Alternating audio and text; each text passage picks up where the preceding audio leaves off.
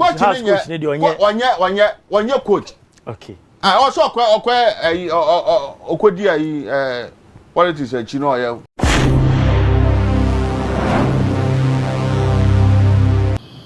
Mema akwaba ede uba channel so channel ni dia ni Golden TV GH subscribe like na share emfa mame na ye nche won ma ye monitor na nsem kakra be kan yensa na yemfa nso mo yenyina ye nim say House of Folk ni Monday ball Ghana Premier League 2024-2025 league season no ensheda enkon kan Monday ball ensheda enkon kan kra na no na Chastela akasa na o kire mu say House coach no wasan eno nti na team no enya ade no na nye say coach no ebo ne homode no say season we ye ka team so mu quality squad ba House of Folk e ka ho bi o se coach asan players ni nyina so san omo hwe na coach ni krampo no ene won wa say House of Folk e da so maintaining because we a politician o se coach no o ye full time politician oni mu hwe onye coach nti omo mpamo no na mo kofa coach fufuro mra mo yen kotie nsema Chastela e kan ye emra da bia me ka se kotokone house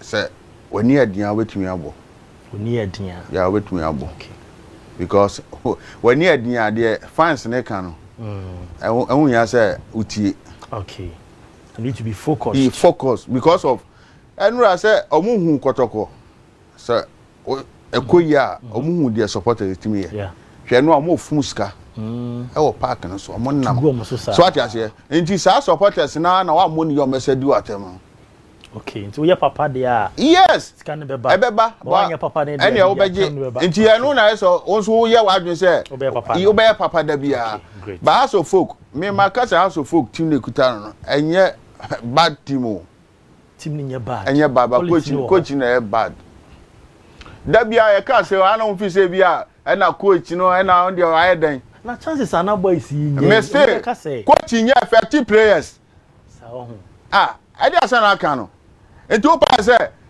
as a fake ni players ekuta omo no kire me we ye ayipa o as o ye quality pa yes say o player we dey me ba say dey obehu mad players utimi bo bi say player we dey o ye yi Mbappe obo dey chin say wa gidi o dey ba ye wo mu ye kwala bi na ba omunya coach papa no hwe boys ne bo so ati ase hwe bo mbo nti rafi na nti se na obanka hwa na be ka se be se eton no okay coach ni onye coach okay also okodi ayi politics e chino ya politics ayi head coach ni nyai football no onya na listen 1 minute on Kotoko victory and House of Folk draw. No?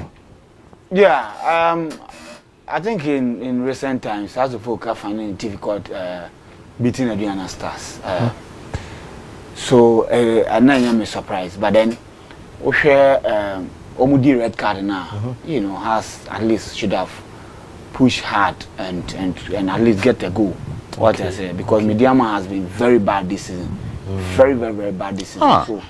No, so moving. But then, we need and they on Kotoko also winning. Akala last season be disturbing. It appears that teams are almost disturbing last season. You discipline. It was a long may it continue. Justice Blay.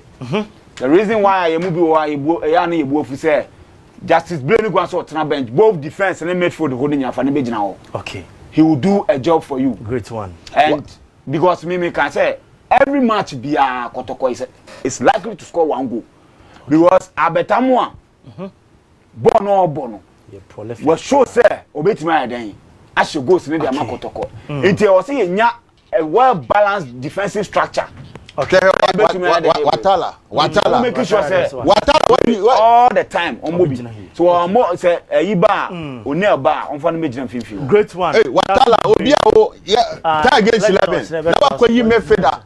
What I make feather as a shame. But I see baby legend Chastela Watson in Kasanso.